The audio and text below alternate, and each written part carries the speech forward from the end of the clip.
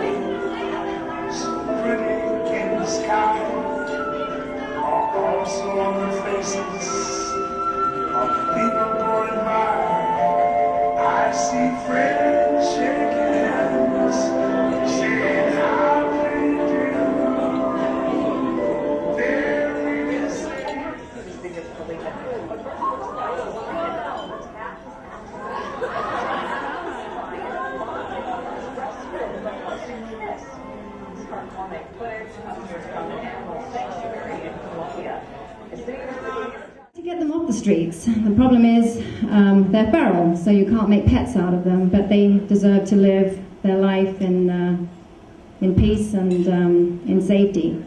People need to learn more about spaying and neutering, and I'm very happy to see the paper today. There is going to be legislation passed, and people are going to be mandated to spay and neuter their pets, which is a really important thing. I know all of you here tonight know about that, but the majority of people are very relaxed in spaying and neutering their pets. these cats on the street are in constant danger, and we need to find a solution to get them off the streets. And the shelters are not an option because these feral cats end up being euthanized if they do get into a shelter. And it's not just Los Angeles, it's nationwide. There's millions of cats nationwide that are living very harsh lives on the streets. And I would like to tell you that tonight there is someone here that is a huge ally of these cats on the streets. She's out night after night trapping in the rain and the cold and the heat. I call her the night walker. She's out trapping, and many of you here tonight have adopted cats from me that were originally trapped by Marilyn. And Marilyn is over here. Marilyn, stand up. She's a beautiful blonde bombshell. And Marilyn is out night after night. Woo! Marilyn! Marilyn is out, and she traps every night, and she feeds every night. And she is amazing, and she's really a true hero to feral cats on the streets of Los Angeles.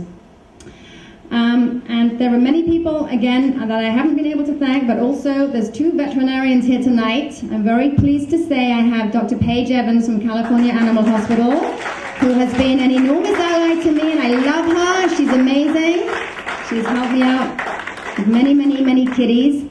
And Dr. Tammy Thies of Pet Stop in Canyon Country, who I don't know how many kitties she's vaccinated for me and given well baby checks. And her vet tech Bonnie is here as well. And in fact, lots of people from Pet Stop in Canyon Country are here. And I'm in their shop every day, driving them all insane. So thank you guys.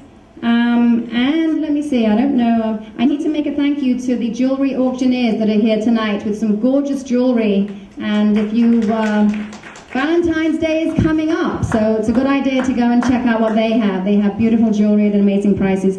And I think that's about it. Enjoy your dinner. Oh, there was one more thing. We have Darla here tonight, and Darla brought to my attention that there's an initiative that's on a ballot, and she actually is going to tell you a little bit about it. But also, I wanted to tell you, I mean, I love all animals. This is a cat rescue organization, but I mean, I just love all animals, and I was very upset to hear that the Japanese are going on a 6-month whale hunt, so I have some information about that also.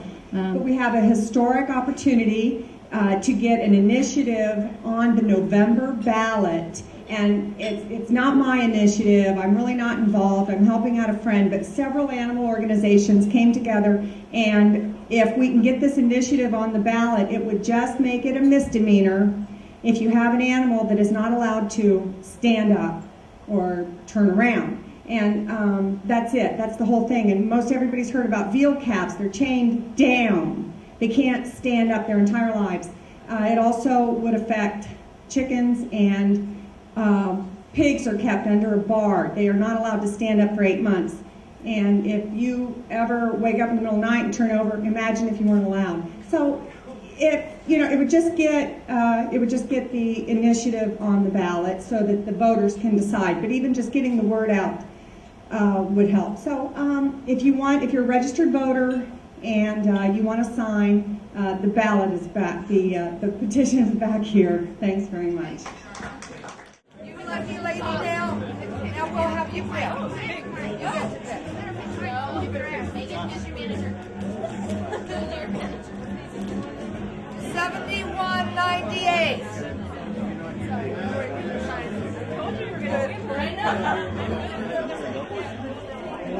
Juniors have a special wonderful necklaces on Sean.